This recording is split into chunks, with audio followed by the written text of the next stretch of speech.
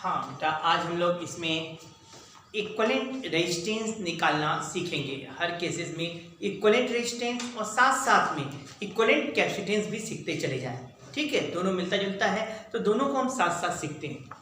याद है सब लोग को, सबसे पहले जब भी कहीं भी रेजिस्टेंस इक्विवेलेंट निकालना है तो हम पहले सीरीज और पैरेलल खोजते हैं। तो सबसे पहला काम है कि सीरीज और पैरेलल खोजा जाए, है ना। यदि सर्किट दिया है, पूछा इक्विवेलेंट रेजिस्टेंस निकालो, तो पहला चीज है हम यह खोजते हैं कि सीरीज और पैरेलल कहाँ कहाँ है।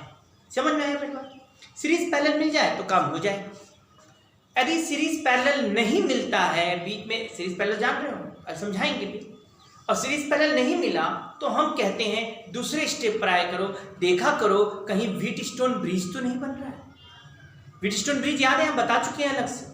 जहां P/Q = R/S हो तो बीच वाला रेजिस्टेंस काम नहीं करता था। तो हम देखते हैं कि व्हीटस्टोन ब्रिज तो नहीं बन रहा है, व्हीटस्टोन ब्रिज भी नहीं बन रहा है और सीरीज पैरेलल भी नहीं समझ में आ रहा है। तो हम देखते थे कि कहीं एंड पॉइंट सिमेट्रिक तो नहीं है।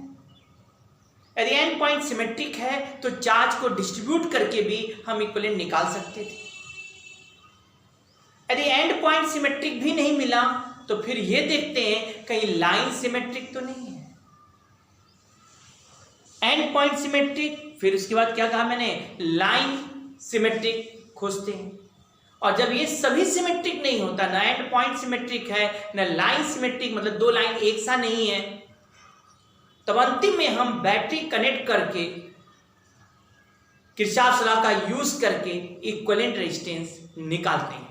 जब एकदम कॉम्प्लिकेटेड, ना सीरीज हो, ना पैरेलल हो, ना लाइन सिमेट्रिक हो, ना एंड पॉइंट सिमेट्रिक हो, तो सर उस समय मजबूरी होता है कि हम क्या करते हैं, बैटरी कनेक्ट करके इक्विवेलेंट रेजिस्टेंस निकालते। इतने स्टेप है। इसके अलावा दो ट्रिक भी है, वो है स्टार डेल्टा कन्वर्जन और डेल्टा स्टार कन्वर्जन, वो भी समझा देंगे लास्ट में। तो इतना है, कैसे कैसे करते हैं। तो सबसे पहले तो यही कोशिश करते हैं कि सीरीज पैरेलल से हो जाए तो काम हो जाए। जब सीरीज पैरेलल ना समझ में आए तो दूसरा बात मैंने क्या कहा, व्हीटस्टोन ब्रिज देखना। जब व्हीटस्टोन ब्रिज भी ना समझ में, व्हीटस्टोन ब्रिज भी ना मिले तो फिर देखते हैं ना सीरीज पैरेलल ना व्हीटस्टोन ब्रिज है, तो देखते हैं क्या एंड पॉइंट सिमेट्रिक है। एंड पॉइंट सिमेट्रिक ना मिले तो फिर देखते हैं लाइन सिमेट्रिक है, क्या दो लाइन जो है वो एक सा है, सेम है, सिमेट्रिक है, ए और बी के बीच जा रहा है। और जब कोई सिमेट्रिक ना दिखाई दे, ना सीरीज पैरेलल दिखाई दे, तो उस समय हम लोग डायरेक्ट क्या करते हैं बेटा, एक बैटरी कनेक्ट करके इक्विवेलेंट रेजिस्टेंस निकालते हैं। हम कहते हैं ये ब्रह्मास्त्र का यूज है, जब कुछ ना आए तो ब्रह्मास्त्र चलाएं। ठीक है ना, तो समझ में आया थोड़ा थोड़ा। चलिए हम लोग एक एक कर स्टेप करें। पहले सबसे पहले सीरीज पैरेलल बात करें, क्योंकि इतना पूरा बताने में तो एक दो वीडियो और जाए। इससे पहले सबसे पहले हम सीरीज पैरेलल क्या था बताते हैं। यदि सीरीज में रेजिस्टेंस है तो आप जानते हो ना सीरीज का मतलब क्या होगा, इसके दूसरे एंड से दूसरे रेजिस्टेंस का पहला एंड, ऐसे कहोगे ये सीरीज में रेजिस्टेंस, ये R1, ये R2 और ये R3। सीरीज में जब भी रहेगा तो करंट आई गया तो तीनों में करंट आई जाएगा। यदि करंट नहीं बट रहा है इसमें तो हम समझ जाते हैं ये क्या है, सीरीज में रेजिस्टेंस है, करंट कहीं नहीं बट रहा। इसी तरह जब कैपेसिटेंस का बात करते हैं तो हम कहते हैं ऐसे कैपेसिटेंस है, ये सीरीज में होगा। कहीं भी बीच में से बट के कैपेसिटेंस आ गया तो समझ में सीरीज में नहीं रह जाएगा। बीच में से कोई ब्रांच नहीं निकलना चाहिए। इसका दूसरा प्लेट अगले वाले कैपेसिटर के पहले प्लेट से कनेक्ट, इसका सेकेंड वाले का सेकेंड प्लेट थर्ड वाले के फर्स्ट प्लेट से कनेक्ट, ये सीरीज कॉम्बिनेशन है। ये C1 C2 C3। कैसे इक्विवेलेंट सोचते हैं, सब लोग छोटे में पढ़े हुए हैं। यहाँ पर देखो कैसे आई करंट सब में जा रहा है ना, तो यदि पोटेंशियल देखा जाए, यदि यहां से यहां तक जाए, ए से बी जाए, तो इक्विवेलेंट का मतलब क्या होता है, इन तीनों को हटाकर एक रेजिस्टेंस बना देना, यही इक्विवेलेंट। अब ऐसे कर सकते हैं ना, यहां VA माइनस VB क्या हो जाएगा, जल्दी से बोलो। VA माइनस VB लिखेंगे तो क्या हमारे लिखेंगे ना, IR1 IR2 प्लस IR3, याद होगा सब लोग को, प्लस माइनस। और ध्यान दो यहाँ पर इनको हटाकर एक बनाएंगे तो VA minus VB equal to I into R equivalent है बेटा, इन सबको रिप्लेस करके एक रेजिस्टेंस लगाना है। तो ये क्या लिखाएगा I इंटू आर, इससे इक्वलेंट, और ये IR1 plus IR2 plus IR3, लो I कट गया, R equal to R1 plus R2 plus R3, कब? जब सीरीज में है तब। इसी तरह यदि Q चार्ज फ्लो करें यहाँ पर, तो यहाँ क्या होगा? प्लस Q, यहाँ माइनस Q, यहाँ प्लस Q, यहाँ माइनस Q, यहाँ प्लस Q और यहाँ माइनस Q। अब इस पॉइंट को A बोलो और इस पॉइंट को B बोलो। अब बताओ VA माइनस VB क्या होगा? अब VA माइनस VB क्या होगा? Q बाई C1, यहाँ Q बाई C2 और यहाँ Q बाई C3। इसको हटाकर एक कैपिटल लगाओगे तो ये Q बाई C लिख सकते हो, हटा के एक कैपिटल।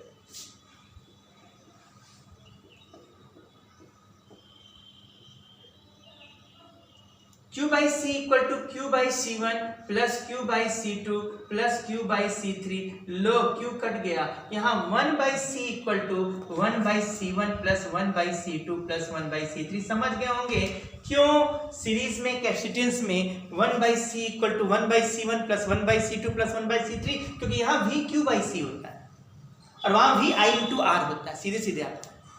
इसलिए जब सीरीज में रहता है तो रेजिस्टेंस में R equal to R1 plus R2 plus R3, और जबकि पैरेलल सीरीज में रहेगा कैपेसिटेंस तो वहां formula 1 by C equal to 1 by C1 plus 1 by C2 plus 1 by C3 लगता है।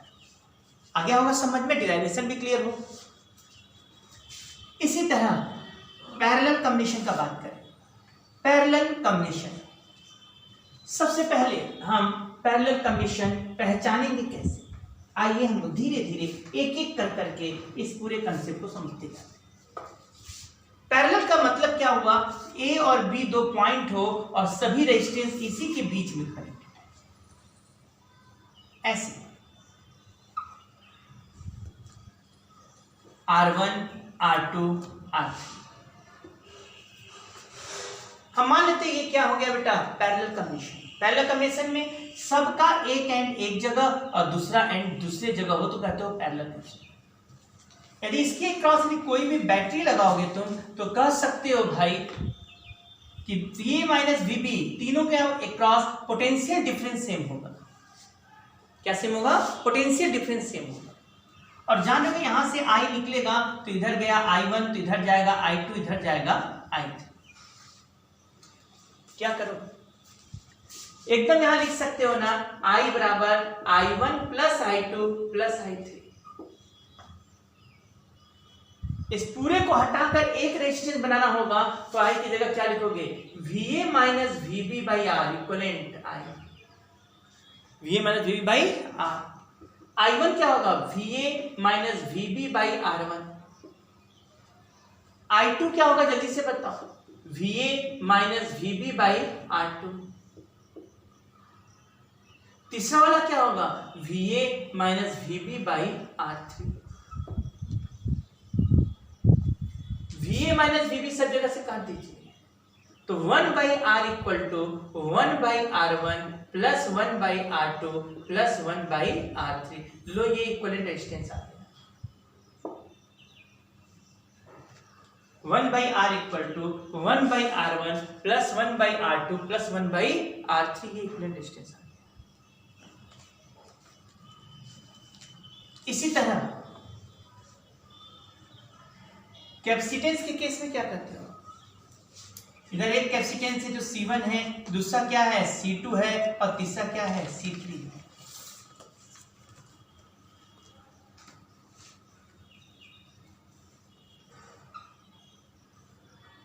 यहां से Q आया तो यहां गया Q1, यहां गया Q2, यहां Q3।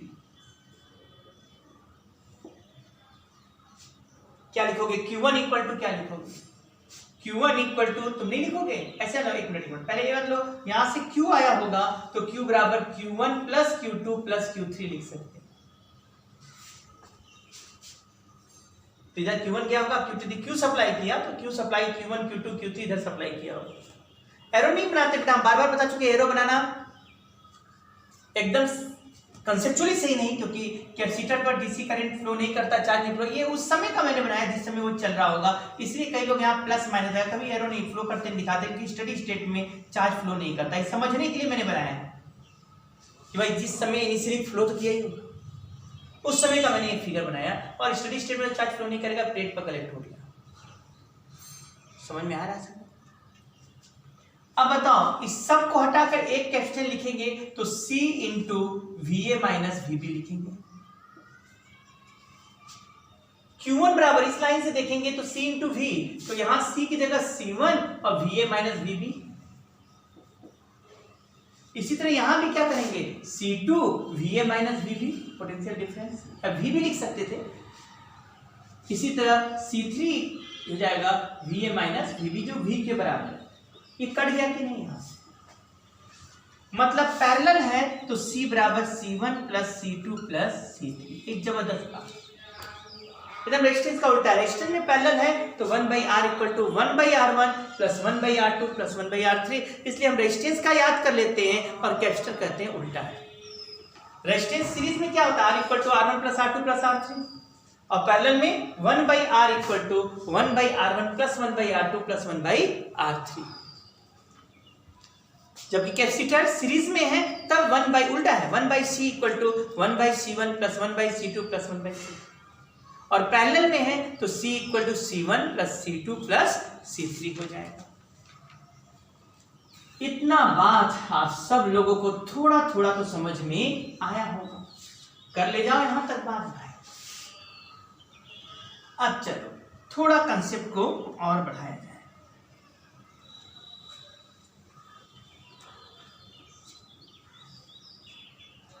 इतना आया कि नहीं सब लोगों को, थोड़ा बहुत बात समझ में आया होगा। अब थोड़ा कंसेप्ट और बढ़ाया जाए, क्या कंसेप्ट है उस पर बात किया जाए। अब दे रहे हैं क्वेश्चन और लगाना शुरू करो सब। पहले सीरीज पैरेलल पर प्रैक्टिस करते हैं ना, फिर धीरे धीरे आगे बढ़ेंगे, पहले सीरीज पैरेलल कंसेप्ट पर प्रैक्टिस करते हैं। चलो एक प्रैक्टिस ही शुरू किया जाए। ऐसे है रेजिस्टेंस, फिर ऐसे है रेजिस्टेंस, फिर ऐसे है रेजिस्टेंस, फिर ऐसे है रेजिस्टेंस, फिर यहां पर रेजिस्टेंस, फिर यहां पर रेजिस्टेंस, फिर ये रेजिस्टेंस,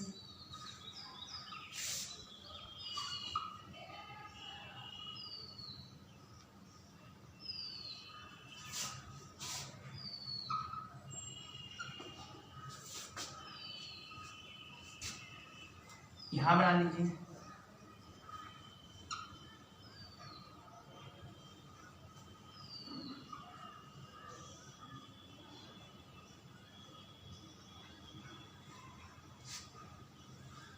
और सब resistance R R R R, इधर भी R R R, यहां भी R R R R R। Equivalent resistance पूछा है, find the equivalent resistance, find the equivalent resistance. चलो अपना निकालिए, प्रयास कीजिए, हम लोग चल रहे हैं निकालने, आप लोग सब लोग अपना प्रयास करना शुरू करिए। देखिए कैसे करोगे इसको। सबसे पहले हमने क्या कहा था, सीरीज पैरेलल जहां जहां सॉल्व करो। चलो इसी को सॉल्व करते हैं। पहले बताओ R और R पैरेलल है कि नहीं। यहां यदि पैरेलल है तो तुरंत 1/R1 equal to 1/R plus 1/R, नहीं सर 2/R हो गया, R1 इक्वल टू R/2, मतलब यह दोनों मिलकर R/2 के बराबर हो गया, इक्वलेंट। पूरा हट कितने के बराबर। अब ध्यान दो, क्या ये R/2 सीरीज में आ गया कि नहीं। सीरीज में आ गया तो R प्लस R/2, जल्दी से बोलो R plus R/2, sir 3R/2।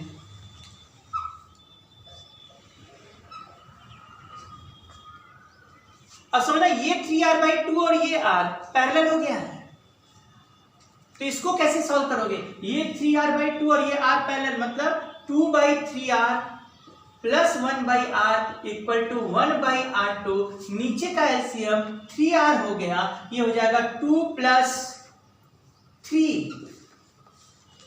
1/R2, बड़े आराम से R2 इक्वल टू 3R/5।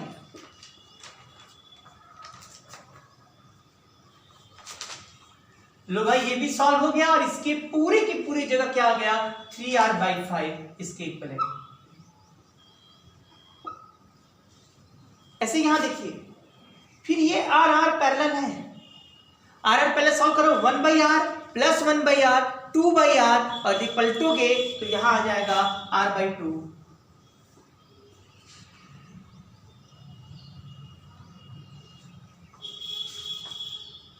अब बताइए R/2 R और 3R/5 क्या सीरीज में आया कि नहीं? बड़े अच्छे से पहले इसको सीरीज में सॉल्व कर लीजिए। किसको? R प्लस R/2 3R/5 कितना हो गया जल्दी से बोलिए। तो R plus R/2 plus 3R/5 solve करेंगे तो नीचे एलसीएम 10 हो गया, सीरीज में है सर। यहां आ जाएगा 10R plus 5R plus 6R, कुल मिलाकर हो गया 10R plus 5R 15R plus 6R 21R/10।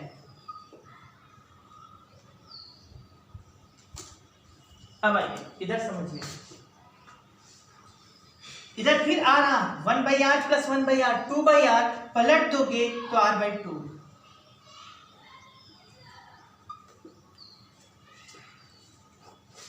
R/2 plus R/2 plus R कितना हो गया 3R/2, इसको क्या लिख देंगे 3R/2।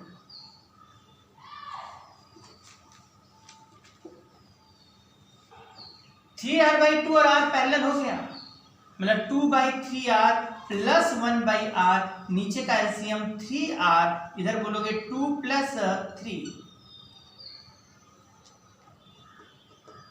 यह आ जाएगा 5/3R, मतलब पलट दो यदि तो 3R/5।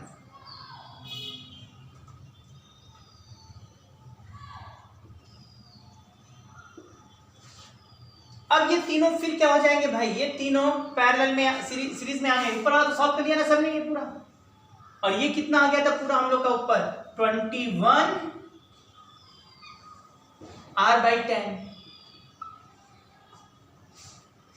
इधर सॉल्व करेगा R plus 3R/5 plus R, मतलब 2R प्लस 3R/5, ये लग रहा है यहां 10 प्लस 3 13R/5। चेक करो, सही है ना? देख लो ना भाई, कहीं गड़बड़ी नहीं हुआ। R प्लस R 2R हो गया, 2R प्लस 3R/5 और ये हो जाएगा तुम्हारा 13R/5, एकदम सही 13R/5।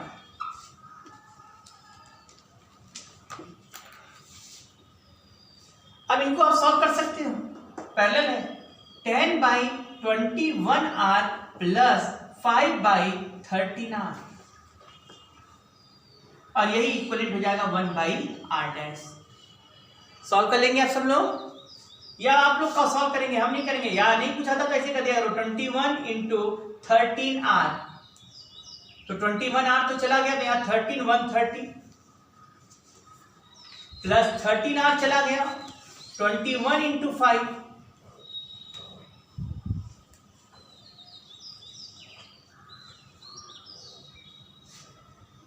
जोड़ लीजिए इसको 2 3 5 बाई मल्टीप्लाई कर लीजिए 21 इंटू 30,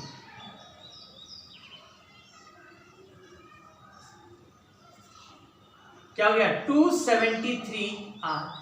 पलट दीजिए 273R/235, ये आ गया इक्विवेलेंट रेजिस्टेंस।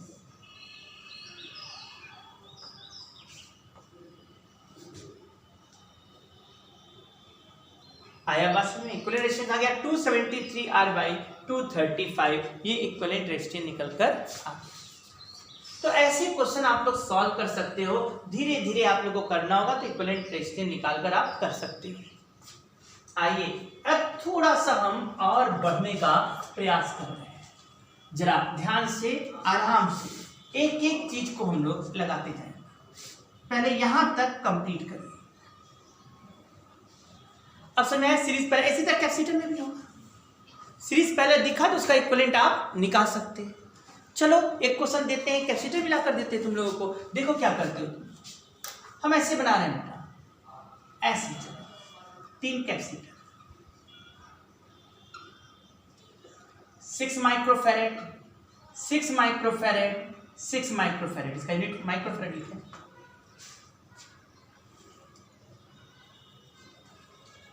यहां 4 microfarad,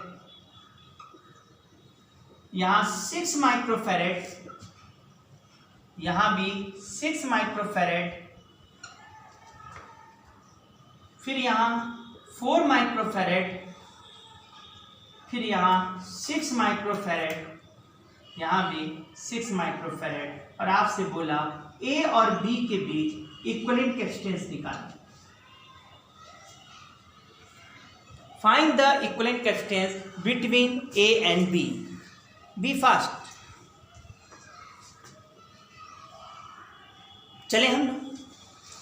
find the equivalent capacitance between A and B. जैसे ही इक्विवेलेंट कैपेसिटेंस निकालने को कहा गया तो समझो पहले ये 6 ये 6 ये 6, क्या देखना सीरीज पहले खोजेंगे, दिख गया कि 3 सीरीज में है, देखो ना तीनों एक साथ है, तो पहले इस 3 सीरीज वाले को सॉल्व करो। इस 3 सीरीज वाले को सॉल्व करो तो क्या होगा, 6 6 6 लिखोगे ना, 1/6 प्लस 1/6 प्लस 1/6 सीरीज में है भाई, तो 3/6 सर 1/2 और ये 1/C1 मतलब C1 इक्वल टू 2 माइक्रोफैरेड। बड़े आराम से इन तीनों को हटाकर और इस जगह हम रख सकते हैं 2 माइक्रोफैरेड।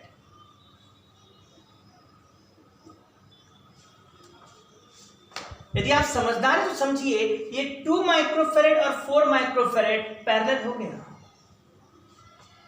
2 माइक्रोफैरेड और 4 माइक्रोफैरेड यदि पैरेलल है तो इसका कैपेसिटेंस कितना आ गया बेटा, पैरेलल है तो C1 प्लस C2 हो जाता है, कैपेसिटेंस में उल्टा है, तो 2 प्लस 4 कितना आ जाएगा, फिर 6 आ गया।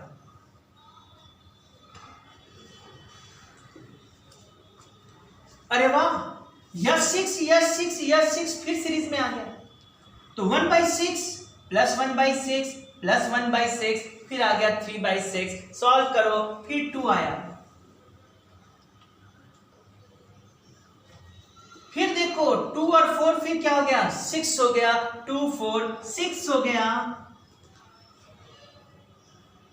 और सर फिर ये 6 6 6 क्या हो गए, पैरेलल सीरीज में हो गए, सीरीज में हो गए तो फिर 1/6 1/6 1/6 1/6 प्लस 1/6 प्लस 1/6 हो जाएगा 3/6 1/2 और C का इक्विवेलेंट वैल्यू आ गया 2 माइक्रोफैरेड। फाइनल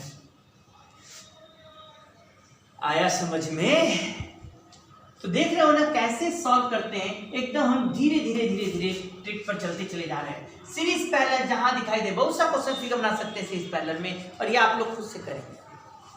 सिंपल क्वेश्चन जितने सीरीज पहले दिखाई दे तो उसको आप सॉल्व कर लेंगे सीधे सीधे, जहां जहां सीरीज दिखा पहले जोड़ लो, पहले दिखा जोड़ लो, और उसको सॉल्व करके पहले सिंपल सर्किट में कन्वर्ट कर लो। अब जैसे हम तुम लोग को क्वेश्चन दे रहे हैं, ये देखना, ये रेजिस्टेंस है,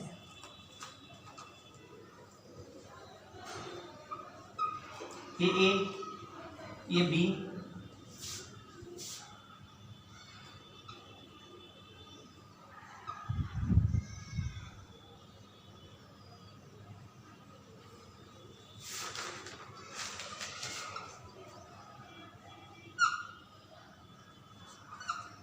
ये C और ये D, यह 10 ओम, यह 20 ओम, यह 5 ओम, यह 10 ओम, यह 20 ओम, यह 10 ओम, ये 5 ओम और यह 10 ओम। आपसे बोला ए और डी के बीच इक्विवेलेंट रेजिस्टेंस निकालो। किसके बीच बोला, ए और डी के बीच इक्विवेलेंट रेजिस्टेंस निकालो। ध्यान दीजिएगा, ए पॉइंट ये है और डी पॉइंट ये है। ए और डी के बीच इक्विवेलेंट रेजिस्टेंस निकालिए। जैसे ही बोला ए और डी के बीच इक्विवेलेंट रेजिस्टेंस, थोड़ा दिमाग चलाना होगा आप सबको। और वो दिमाग ये है कि ए और डी पर यदि बैटरी आप जोड़ते हो तो ये ध्यान देना, ये सी वाला पार्ट ओपन है, इधर कुछ नहीं जुड़ा हुआ है। तो इधर करंट यहां आएगा तो इधर चला जाएगा, इधर जा ही नहीं सकता क्योंकि सर्किट क्लोज होगा तभी इधर करंट जाएगा। तो इस 5 ओम पर करंट ही नहीं जाएगा तो ये होते हुए भी न होने के बराबर। इधर भी देखा जाए तो जो करंट इधर आएगा, इधर सर्किट है, इधर चला जाएगा, लेकिन इधर नहीं जाएगा कि ये तो ओपन है। ओपन सर्किट में करंट फ्लो नहीं करता, तो इधर करंट नहीं आएगा तो ये भी खत्म हो गया। लो, ये तो फिगर ही चेंज हो गया। अब 10-10 क्या हो गया, सीरीज में हो गया, तो 10-10 क्या हो गया, 20 हो गया इस केस में। तो 10-10-20,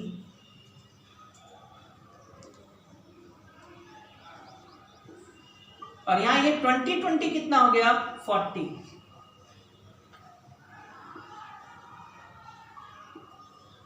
और 20 ओम और 40 ओम पैरेलल है। पहले मतलब 1/20 प्लस 1/40, 1/20 प्लस 1/40, 3/40, मतलब इसको हटाया जाए तो 40/3।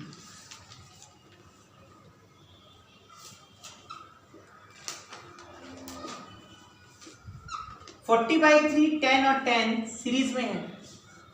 सॉल्व करिए, 10 प्लस 40/3 प्लस 10, ये इक्विवेलेंट रेजिस्टेंस आ गया। 10 10 20 प्लस 40/3, और ये आ जाएगा 60 प्लस 40 100/3 ओम।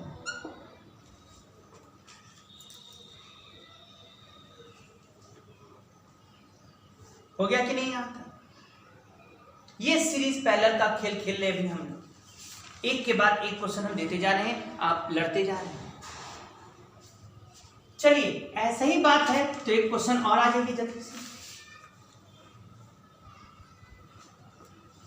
और हम ऐसे बना रहे हैं,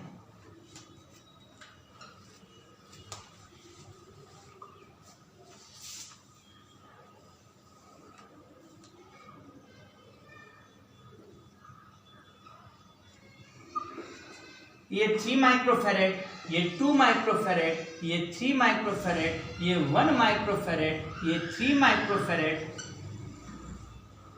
ये 2 माइक्रोफेरेड, है ना, और ये 3 माइक्रोफेरेड, ये 3 microfarad. Find the equivalent capacitance between A and B.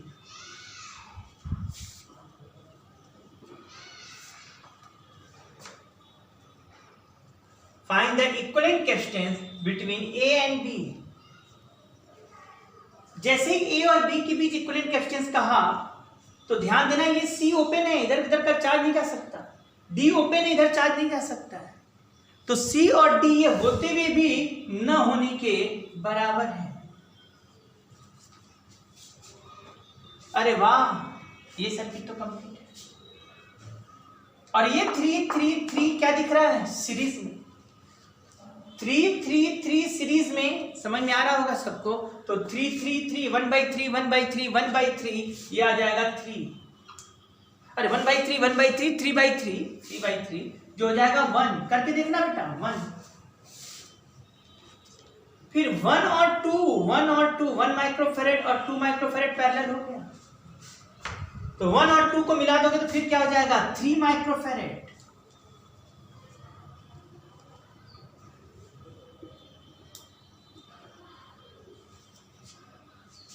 3-3-3 क्या हो गया सीरीज में, फिर 1/3 1/3 1/3 3/3 हो जाएगा, जो 1 माइक्रोफेरेड के बराबर। 1/3 1/3 1/3 3/3 1 1/C, तो C इक्वल टू 1 माइक्रोफेरेड।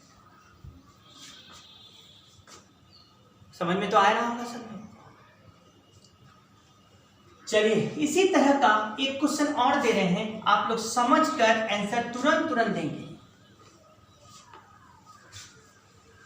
अब सीरीज पहले लगा लोगे ना सब, सीरीज पहले दिखा तो पहले सीरीज पहले सॉल्व करते जाओ, छोटा करते जाओ, छोटा कर, जो जो सीरीज है उसको जोड़ लो, फिर पहले उसको जोड़ लो, करते करते हम सर्किट को सॉल्व करते हैं।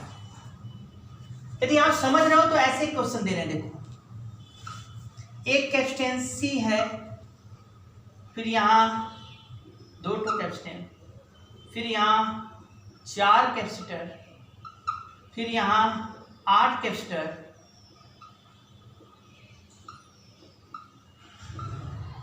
इसके बाद 16 कैपेसिटर, 16, और इसी तरह सो ऑन करते जा रहे हैं। मतलब यहाँ 1, यहाँ 2, यहाँ 4, यहाँ 8, फिर 16, ऐसे बढ़ते गया इनफाइनाइट तक। अब बोला ए और बी के बीच इक्विवेलेंट कैपेसिटेंस निकालनी। तो ये बताओ, ये सी सब सी है।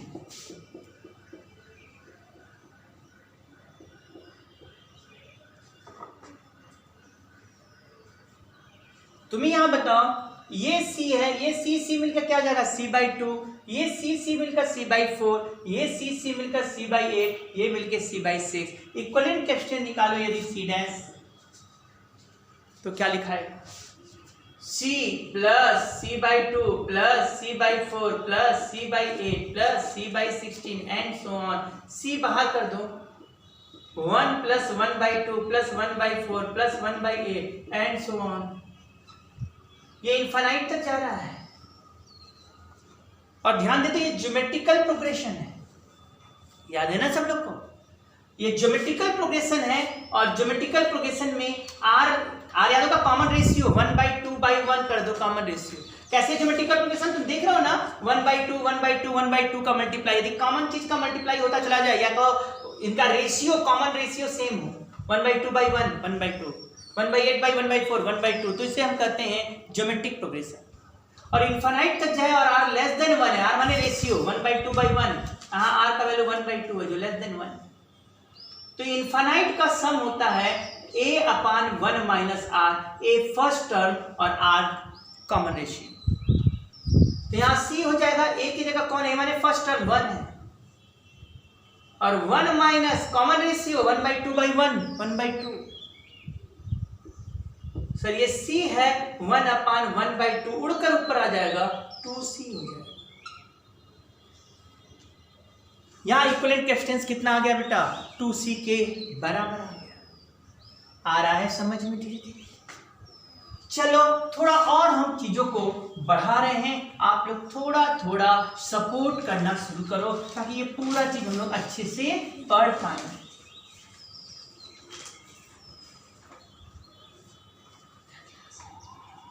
चलो हटाओ इसको भाई, जल्दी जल्दी ना, सब लोग तैयार हो ना भाई? हाँ थोड़ा तैयार हो जाओ भाई, थोड़ा ऑफलाइन में और अलग मजा आता है।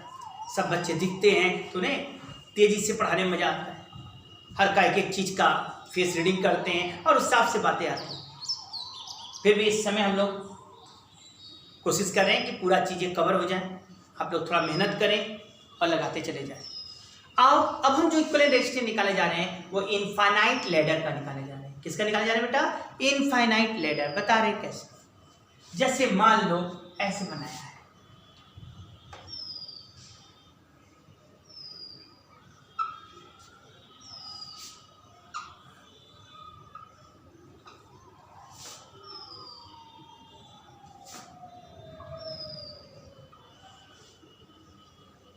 और ऐसे करते हुए कहां तक जा रहा है बेटा? इनफाइनाइट तक जा रहा है। चलो वैल्यू भी दे देते हैं, ए और बी, ऐसे इनफाइनाइट तक जा रहा है। 2 ओम, 4 ओम, 2 ओम, 2 ओम, 4 ओम, 2 ओम, 2 ओम, 4 ओम, 2 ओम एंड सो ऑन चलेगा।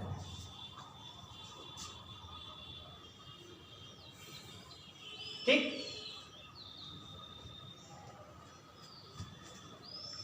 अब इसका इक्विवेलेंट रेजिस्टेंस निकालना है।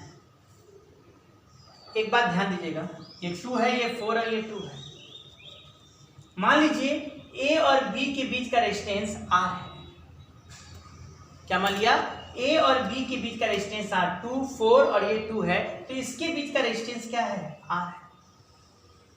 यदि ए और बी के बीच का रेजिस्टेंस R है तो इन दो पॉइंट के बीच का भी रेजिस्टेंस क्या होगा? R ही होगा। क्यों? जब समझो यहाँ क्या है, 2, 2, 4 और इसी तरह 2, 2, 4 इनफाइनाइट लैडर है। तो इनफाइनाइट में से एक कट भी दिया, ये हट गया, तो भी क्या बोलोगे 2 4 2 2 यही ना है 2 2 4 फिर उसी तरह 2 2 4 यही ना बोलेंगे भाई 2 4 है यहाँ 2 और इसी तरह का इनफाइनाइट लेटर है। जो चीज हम यहाँ बोल रहे थे वही चीज यहाँ भी बोल रहे हैं क्योंकि इनफाइनाइट में से एक घट जाएगा तो कोई फर्क नहीं पड़ेगा। इनफाइनाइट -1 इनफाइनाइट बात समझ आई। यहाँ इक्विवेलेंट रेजिस्टेंस R है तो सर इस पूरे को हटाओगे तो यहाँ भी इक्विवेलेंट रेजिस्टेंस R, यही नहीं यहाँ भी इक्विवेलेंट रेजिस्टेंस R है, इसके आगे भी इक्विवेलेंट रेजिस्टेंस R होगा, इस तरह का होगा।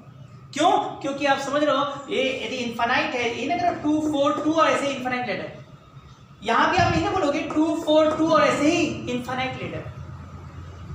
तो हम मान लें A और B के बीच इक्विवेलेंट रेजिस्टेंस R है, वैसे ही फिगर तो यहाँ भी होगा, तो इसके बीच भी इक्विवेलेंट रेजिस्टेंस क्या हो जाएगा R। ये बात समझ में आया कि नहीं सबको? मैंने कहा यहाँ 2 2 4 भी इनफाइनाइट लेटर इसी तरह का रिपीट कर रहा है तो यहाँ इक्विवेलेंट रेजिस्टेंस R, तो यहाँ भी इक्विवेलेंट R होगा क्योंकि इनफाइनाइट में से एक घट गया तो कोई फर्क नहीं पड़ेगा, इनफाइनाइट ही रहेगा।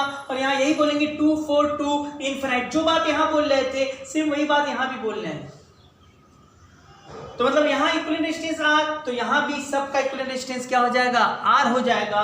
तो इस सब को हटाकर हम क्या लिखेंगे R resistance.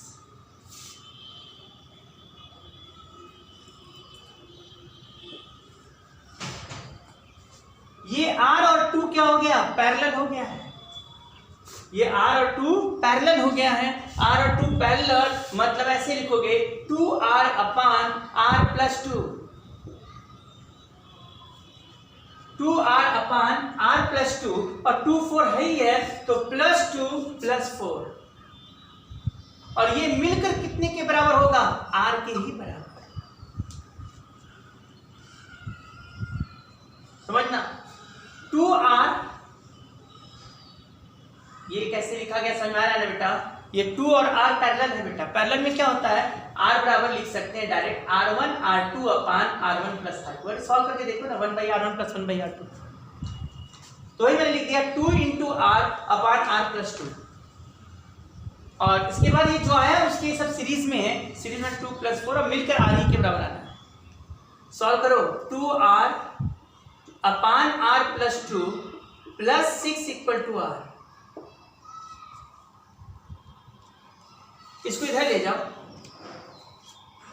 2R plus 6R plus 12 equal to R into R plus 2।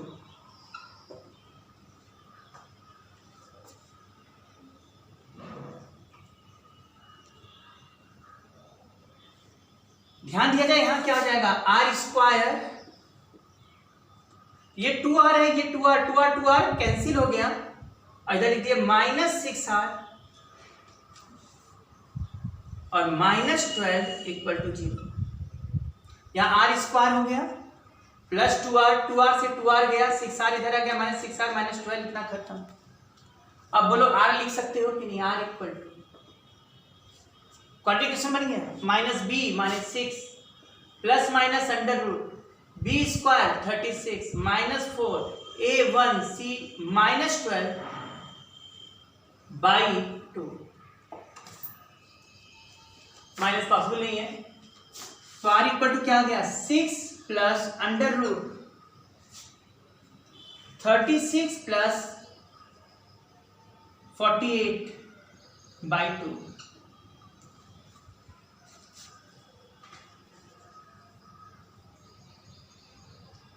थोड़ा सा और दिमाग लगाइए r इक्वल टू 6 प्लस इसको भी सॉल्व कर लीजिए अंडर रूट 84 बाई 2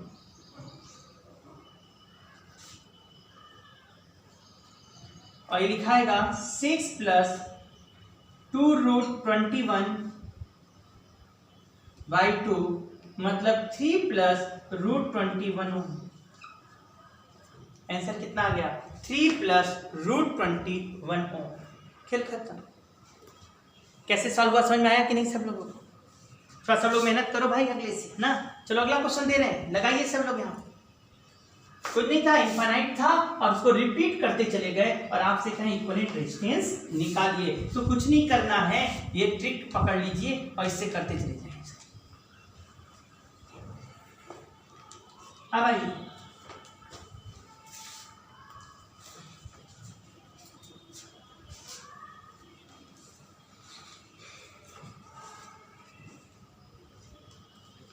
आगे बढ़ा जाए।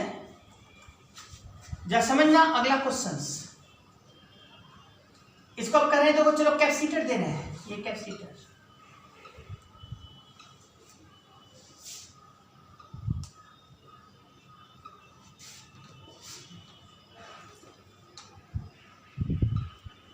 ऐसे ही इनफाइनाइट लैडर बढ़ता जा रहा है,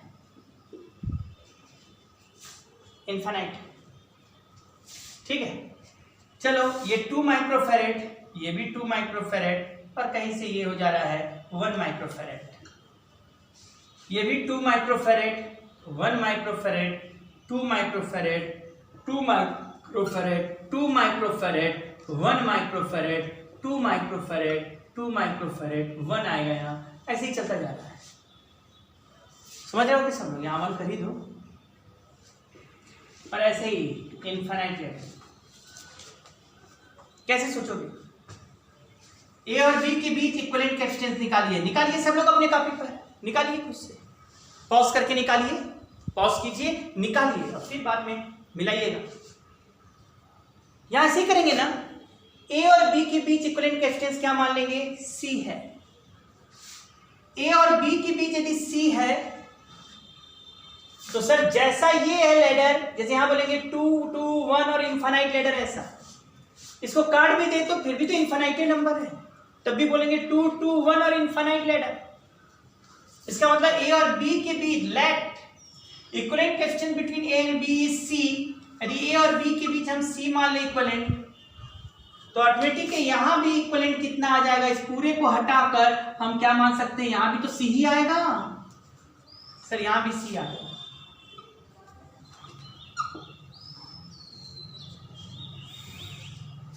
अब बताइए, अब क्या इसका इक्विवेलेंट निकल सकता है कि नहीं? क्या कहोगे भाई? C1 पैरेलल है, पैरेलल में याद होगा इसमें जुड़ जाता है C1 प्लस C2, तो ये जाएगा C प्लस 1।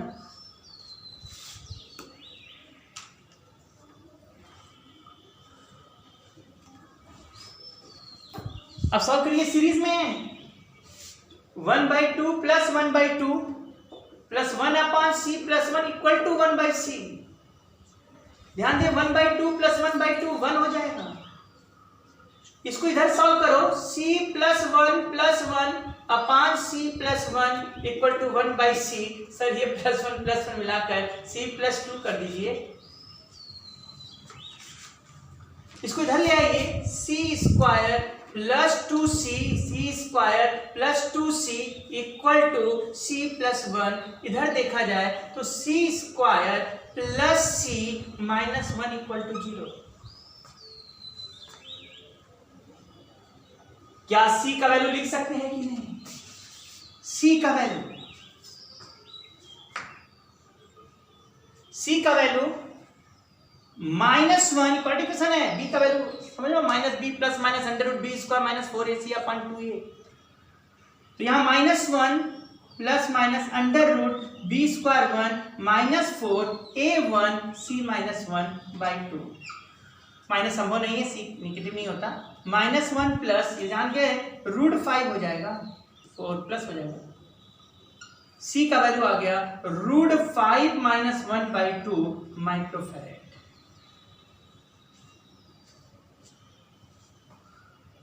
C आ गया √5 माइनस 1/2 माइक्रोफैरेड। लगा सकते हो कि नहीं?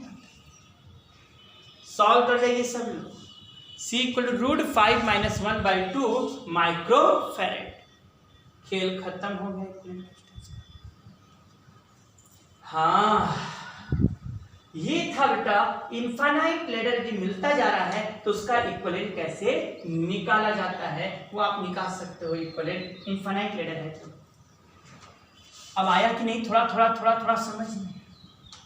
अब चलिए फिर हम दे रहे हैं और फिर आप समझिएगा। एक और तरह का वैरायटी लीजिए इनफाइनाइट, वो ऐसे है,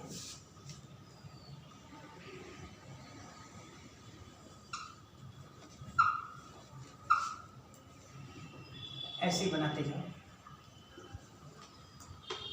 बस समझिएगा, इधर भी इनफाइनाइट, इधर भी इनफाइनाइट, इधर भी इनफाइनाइट, इधर भी इनफाइनाइट, और ये ए है, ये बी है।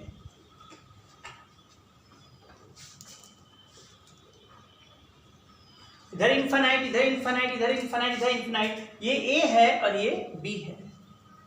अब आपको इक्विवेलेंट रेजिस्टेंस निकालना है, इधर ए इधर बी, आपको इक्विवेलेंट रेजिस्टेंस निकालना है, जबकि सब R R R R R R R R R R R सब आर आर है। समझ लेना भाई, चिड़िया उड़ रही है, सब आर आर है। ए और बी के बीच इक्विवेलेंट रेजिस्टेंस निकालना है। अब इसको करने का ट्रिक समझिए। इसको करने वाले कुछ लोग बैटरी कनेक्ट करके भी करते हैं बेटा, बैटरी कनेक्ट करके चार्ज को करंट को डिस्ट्रीब्यूट करके भी करते हैं, लेकिन हम बिना उसके कर रहे हैं। हम मान लिए ए और बी के बीच इक्विवेलेंट रेजिस्टेंस यक्स है, ए और बी के बीच इक्विवेलेंट यक्स होगा, तो इसके बीच भी इक्विवेलेंट क्या आएगा, यक्स ही आएगा। इसके भी इक्विवेलेंट क्या आएगा, यक्स आएगा। इसके भी इक्विवेलेंट यक्स आएगा। मतलब फिगर समझ लीजिए, ए और बी, यहां मान लीजिए रेजिस्टेंस आर है, फिर यहां भी रेजिस्टेंस आर है, यहां भी रेजिस्टेंस आर है, और यहां भी रेजिस्टेंस आर है। इसके बीच निकालना है। यदि हम मान लिए ए और बी के बीच यक्स है, तो यहां पर भी क्या होगा, इक्विवेलेंट यक्स ही आएगा। यहां भी इक्विवेलेंट कितना आएगा, यक्स आएगा। यहां भी इक्विवेलेंट कितना आएगा, यक्स आएगा।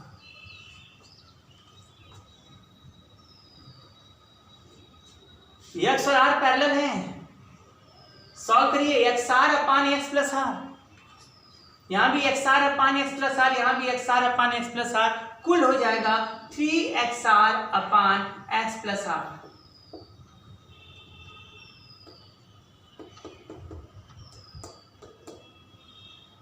Three x R upon x plus R, समझ रहे हैं, x R upon x plus R, x R upon x plus R, x R upon x plus R, कुल जोड़ दो तीनों को, 3xr upon x plus are. नहीं आया कुछ समझ में? 3xr upon x plus R, और आर क्या है, पैरेलल है, और ऐसा पहला जोड़ना है कि इसका इक्विवेलेंट भी x के बराबर आ जाए। मतलब क्या लिखोगे, x plus R upon 3xr plus 1/r equal to 1/x। नीचे का सॉल्व करेंगे आप, नीचे क्या आएगा, 3xr, इधर हो जाएगा x प्लस आर, 3xr हो गया, हो गया x प्लस आर, एक आर गया, यहां क्या आ जाएगा, 3x equal to 1/x। Solve कीजिए, एक x से एक x कट गया, यहां 3x प्लस x शायद 4x हो गया। 3x प्लस x कितना हो गया बेटा, 4x plus r equal to 3r। देख लेना यहां, शायद नहीं, कंफर्म। इधर कर देते हैं भाई, इधर कर देते हैं, 4x इक्वल टू 2r, तो x इक्वल टू 2r/4 मतलब r/2। आंसर आ गया, इक्विवेलेंट रेजिस्टेंस r/2। ध्यान देना, a और b के बीच यदि हमने x माना तो इसके भी क्रॉस x आएगा, इसका भी x आएगा, इसका भी x आएगा। बस वही मैंने x जोड़ दिया है, सॉल्व कर लिया, निकल कर आ गया। चेक कर लिया। इसको हम लोग बैटरी कनेक्ट करके भी कर सकते थे, लेकिन अभी चूंकि बैटरी कनेक्ट करके सिखाए नहीं है, तो अभी यहीं तक हम लोग काम कर रहे हैं। क्या आप समझ में आया? सीरीज पैरेलल करते करते हमने इनफाइनाइट लेडर वाला क्वेश्चन पूरा समाप्त कर दिया है। क्या हमारे स्टूडेंटों को थोड़ा बहुत भी समझ में आया यहाँ तक? ठीक है, तो यहाँ तक ही हम इस वीडियो को कंप्लीट करते हैं बेटा। अभी खेल नहीं खत्म है, ये इक्विवेलेंट रेजिस्टेंस पार्ट 1 है, जिसमें सीरीज पैरेलल और इनफाइनाइट के बारे में बात की। अगली जो होगा उसमें हम बात करेंगे पहले व्हीटस्टोन ब्रिज प्रिंसिपल। शायद इस पर बेस हमने कई क्वेश्चन पहले ही लगा दिया है, फिर भी एक बार रिवाइंड करेंगे। व्हीटस्टोन ब्रिज देख लीजिएगा आप लोग, पिछले वीडियो में व्हीटस्टोन ब्रिज प्रिंसिपल जहां बताया है मैंने, डिस्क्रिप्शन में देख लीजिएगा, जहां व्हीटस्टोन ब्रिज प्रिंसिपल बताया वहीं पर इसको लगा लीजिएगा। ठीक है, उसी पर आप इसको लगा लीजिएगा। तो हम यहीं पर खत्म कर रहे हैं। अब अगले में हम and point symmetric, Wheatstone bridge and point symmetric क्या होता है और कैसे लगाते हैं, कैसे देखते हैं, लाइन सिमेट्रिक कैसे होता है उसको कैसे करते हैं, इसको सिखाएंगे। और उसके बाद मैंने बोला जब कोई भी सिमेट्रिक ना हो तब हम लोग क्या करेंगे बेटा, तब हम लोग बैटरी कनेक्ट करके करेंगे, वो सबसे लास्ट हम लोग का टॉपिक। ठीक, तो आज यहीं तक हम लोग करते हैं और नेक्स्ट वीडियो में इसके आगे बढ़ेंगे। इंपॉर्टेंट होगा नेक्स्ट।